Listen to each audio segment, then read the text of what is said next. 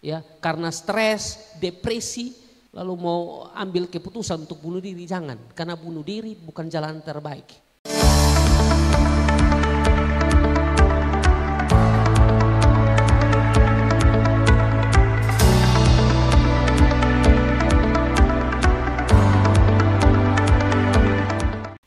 Be mau bertanya tapi kayaknya pertanyaan semua sudah terwakilkan dari yang tadi-tadi. Jadi mungkin beta mau sharing sedikit. Jadi beta itu lahir dari keluarga yang dulunya baik-baik saja. Bepung ekspektasi pasti bepung keluarga ini baik-baik karena dulu waktu kecil itu beta sonde dibesarkan, sonde tinggal dengan mama dengan bapak, tapi yang urus beta dari kecil itu be punya opa dan be punya oma di Sumba. Tiba-tiba dihadapkan oleh situasi yang aduh ini nih kayak di film-film, be nonton di film-film nih begini. Be mama dengan be punya bapak sonde bakalai di depan kotong, tapi setiap beta punya pulang sekolah itu be selalu lihat beta punya mama kalau keluar dari kamar tuh dengan mata yang sembab, muka suloyo, muka putih kayak jadi berpikir oh ini mungkin capek di kantor atau ada masalah di kantor, jadi beta belum beranikan tanya.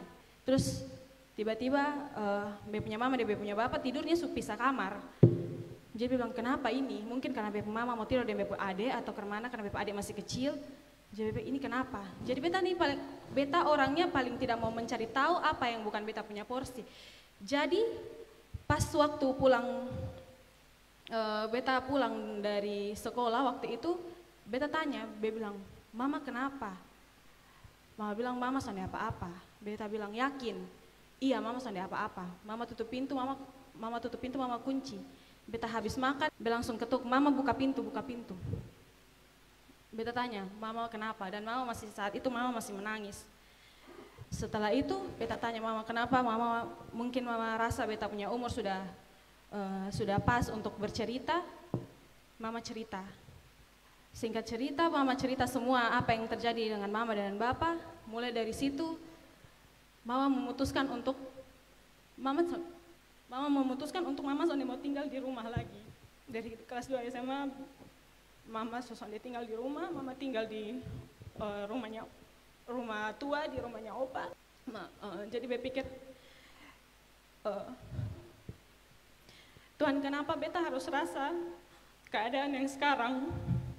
Dari kecil beta sonde rasa beta bapak, beta mama urus beta, tapi tiba-tiba kenapa waktu sekarang harusnya beta bersama kayak anak-anak lain yang dong bisa sama-sama dengan keluarga lengkap, kesini, kesana, jalan sama-sama, liburan sama-sama. Beson pernah rasa itu. Karena bepung keluarga sudah terlanjur pisah. Jadi be jalan sendiri. Beson pernah jalan dengan be punya mama, sonde jalan dengan be adik-adik, tidak jalan dengan beta punya bapak, beta tidak omong dengan beta punya bapak. Sangat-sangat lama. Be jadi anak yang membangkang, be jadi anak yang nakal, be merasa be sendiri. Jadi pada saat itu yang be lakukan cuma be pergi sekolah. Be tamat sekolah, be masuk kuliah pun itu terbawa sampai beta kuliah. Jadi beta tidak kuliah lagi, beta bolos. Beta sonde kuliah, beta pulang rumah juga, beta pulang rumah selalu di atas jam 1 malam. Be bergaul di luar, be cari senang di luar. Be pulang rumah, bapak tanya, bilang lu dari mana? Be bilang sonde perlu tanya beta dari mana? Tidur sampai terbesit di be otak. Sampai kapanpun beson akan mau omong dengan bapak. Jadi mulai saat itu, bepung pikiran langsung bekas maaf. Tapi beta belum bisa betul-betul untuk mengampuni bepung mama dan bepung bapak. Jadi beka rasa, oke, sudah maaf, bekas maaf. Di saat itu, beta kerasa beta tuh sepi. Beta pulang ke rumah, beta rasa harusnya beta senang, be bahagia, di luar be sudah dapat senang nih, maksudnya be teman-teman ada orang yang sama-sama dan beta, tapi be rasa be pulang rumah be sepi kembali, be sedih, be sendiri lagi. Saat itu be mulai datang gereja di sini, beta masuk youth, beta kenal Mama Le, kenal Bapak Angki, beta sharing ke Mama Le, beta bilang, Mama Le, beson kuat. Ternyata jadi anak broken home tuh tidak sangat mudah. Beson kuat, bepung bapak begini, bep mama begini. Dong dengan lumpuhnya masing-masing. Bep adik-adik masih kecil, dia harus apa? Mama Le bilang, jangan benci orang tua. Tapi beta sudah bisa untuk susah untuk lepas pengampunan ke beb mama, ke beb bapak. Karena beta itu hal yang paling bikin beta sakit, bikin beta hal pertama yang bikin beta berasa tuh ini bepung dunia ini sangat-sangat runtuh untuk beta harus melanjutkan hidup. Beta sampai pernah berpikir beta harus bunuh diri. Sejak Mama Le omong begitu, bilang, oh iya ya. Tuhan terima kasih. Mungkin dari ini masalah yang terjadi, Tuhan mau ajar beta untuk lebih dewasa dalam beta harus jalani bepung kehidupan. Karena beta harus menerima keadaan seperti ini, bepunya adik-adik, be harus bikin kermana di bepung keluarga. Jadi sampai saat ini tuh be selalu berdoa, Tuhan bepung doa tuh cuma satu, be mama dan be bapa bisa kembali kayak dulu. Beta iri, be lihat orang dong keluar dari dong keluarga, sana liburan sini sama-sama, be pernah be jalan-jalan sendiri. Tiba-tiba ada satu kondisi di mana lagi Tuhan tegur lagi, Bapak pegang tangan, ketong semua pegang tangan, Bapak bilang, Mama ditahan. Be baru umur 22 tahun saat itu. Dan berasa kayak, Tuhan kok kasih banyak masalah yang beta harus lewati. Beson kuat, sebagai manusia beson kuat. Sejak saat itu be mulai cari uang sendiri, beson mau andalkan orang lain, sekalipun itu be keluarga, be cari uang sendiri, mau dari beta nyanyi di mana atau beta kerja di mana, be cari uang sendiri. Tapi be bilang beson mau menyerah, beta mau jalani ini kehidupan dengan baik-baik, dengan penyertaan Tuhan, karena be yakin beta masih berdiri saat ini, be masih kuat. Bukan karena be orang tua atau be adik-adik, tapi karena Tuhan. Perlu dukungan dari saudara-saudara dong. Karena kalau simpan masalah sendiri, simpan beban sendiri itu sakit. Sampai bisa di saat semuanya sudah tertampung lu sonde kuat, dia meledak, lu habis. Beson mau begitu. Tuhan suka sih banyak orang di lubung sekeliling, lu harusnya lu sharing itu, siapa tahu dong bisa bantu lu. Beson mau terjerumus ke hal-hal yang sonde benar lagi. Beson mau jadi orang yang gagal. Sampai sekarang ini beta kuat karena Tuhan. Puji Tuhan besok bisa pelan-pelan untuk mengampuni beta orang tua. Dan berasa Tuhan buka berkat untuk beta ya. Jangan jadikan satu masalah itu sebagai alasan lu mau bangkit lagi. Terima kasih. Sharingnya menarik paket tentang mengampuni orang tua. Menarik. Saya juga mau menangis nih ya. Dari kesaksian Kakak Nela tadi memang kalau saudara dengar memang tidak mudah. Kalau berada di posisi Kakak Nela itu tidak gampang. Tapi kalau Tuhan izinkan itu terjadi, Tuhan tahu bahwa Kakak Nela bisa melewati dan ada sesuatu atau ada tujuan yang Tuhan mau lakukan dalam keluarga dari Kakak Nela. Saya akan menjawab beberapa kesaksian dari Kakak Nela atau saya akan menanggapi beberapa hal. Karena tadi menyinggung tentang orang tua yang berpisah ya, entah karena ada masalah apa, mungkin karena ego mereka masing-masing. Dan selalu saudara-saudara ya, kalau keluarga atau orang tua suami istri bermasalah itu efeknya itu di anak-anak, akibatnya itu di anak-anak. Yang berikut yang saya mau tanggapi dari kesaksian Kakak Nela adalah soal membenci. Kakak Nela itu tidak boleh. Kakak Nela harus melepaskan pengampunan karena Alkitab mencatat jelas 1 Yohanes 3 ayat 15, membenci itu tidak boleh Kakak Nela. Setiap orang yang membenci saudaranya adalah seorang pembunuh manusia, dan kamu tahu bahwa tidak ada seorang pembunuh yang tetap memiliki hidup yang kekal dalam dirinya. Ya. Dan memang kelihatan omongnya enak, tapi bagaimana nih paket masalah ini sakit. Harus tetap mengampuni karena standar Yesus itu beda dengan standar yang lain. Harus bisa mengampuni. Pada saat kita mengambil keputusan untuk mengampuni orang lain, itu sedang menunjukkan kita menang itu. Bukan kalah, kita menang, belajar mengampuni orang saudara.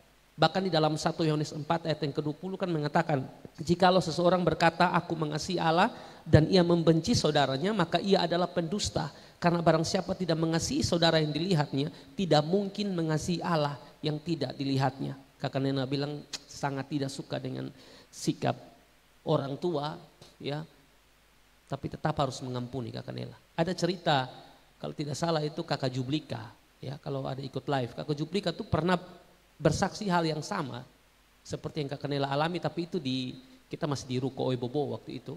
Cari kerja susah waktu itu Kakak Jublika bilang. Ya, ditambah lagi benci sekali dengan orang tuanya. Tapi pada waktu dia melepaskan pengampunan kepada orang tua, berkat itu tercurah. Dia tes PNS, dia tembus loh saudara. Ya mungkin hidup kita tidak diberkati, seperti jalan tertutup, tidak punya masa depan. Mungkin Anda ada simpan dendam dengan orang.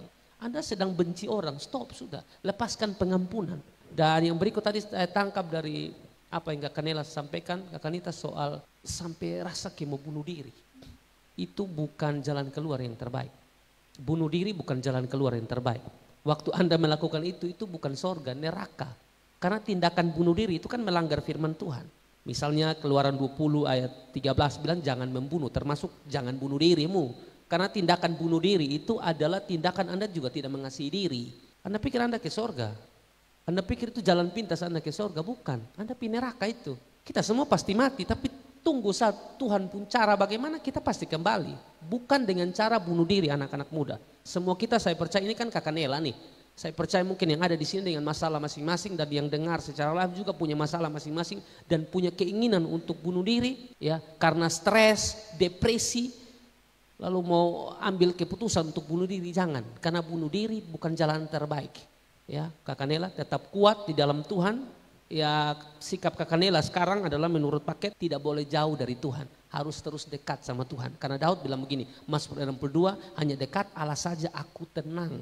Ketenangan, sukacita, damai sejahtera itu hanya ada di dalam Tuhan. Di luar Tuhan tidak mungkin temukan hal demikian. Jadi tidak ada alasan bagi Kakak Nela untuk tidak dekatkan diri pada Tuhan. Dia sumber kekuatan, dia sumber segala-galanya buat Kakak Nela. Tadi toh pakai sudah baca dalam Ibrani 13 ayat yang kelima bahwa aku sekali-kali tidak akan meninggalkan engkau dan aku sekali-kali tidak akan membiarkan engkau. Itu janji Tuhan. Imani itu, percaya itu, masalah yang dihadapi oleh Kakak Nela memang berat. Ya, memang berat, apalagi masih usia muda, harusnya senang-senang. Mirip dengan Kakak Angel, harusnya senang-senang, bahagia, tapi ini persoalan rumah tangga ini bikin pusing. Ya. Dan juga satu Kakak Nela, jangan cari kesenangan di luar. Hanya komunitas yang bisa membantu Kakak Nela, komunitas yang benar dalam artian. Karena banyak komunitas tapi tidak semua komunitas itu benar. Harus ada di komunitas yang benar, karena komunitas yang benar akan membantu Kakak Nela naik, bukan turun. Ya Kakak Nela ya, tetap kuat dalam Tuhan dan percaya 1 Korintus 10 ayat yang ke-13, coba tunjukkan. Di situ dikatakan begini, ya, pencobaan-pencobaan yang kamu alami ialah pencobaan-pencobaan biasa. Kenapa biasa? Karena di sini dikatakan tidak melebihi kekuatan kita dan Allah setia dan karena Ia tidak akan membiarkan kamu dicobai melampaui kekuatanmu. Pada waktu kamu dicobai, Ia akan memberikan kepadamu jalan keluar. Garis bawahi kata jalan keluar. Tuhan pasti berikan jalan keluar sesuai waktu Tuhan. Dan yang berikut Kakak Nela, yang terakhir buat pesan buat Kakak Nela ya, mungkin ini merupakan beban tersendiri buat Kakak Nela dan adik-adik untuk terus berdoa bagi orang tua. Ya, kalau masih ada kebencian terus berdoa sampai kasih itu muncul. Jangan tunggu punya kasih baru berdoa, aduh itu agak susah, apalagi kalau ada jengkel orang, terus berdoa sampai kasih itu timbul. Kakak Nela, saya percaya Kakak Nela kuat dan semua kita pun pasti kuat dalam menjalani hidup ini. Tadi kesaksian terlalu, beta dengar terlalu sedih sekali. Tapi kalau Tuhan izinkan, maka saya percaya bahwa Tuhan pula yang akan bertanggung jawab menolong menguatkan Kakak Nela.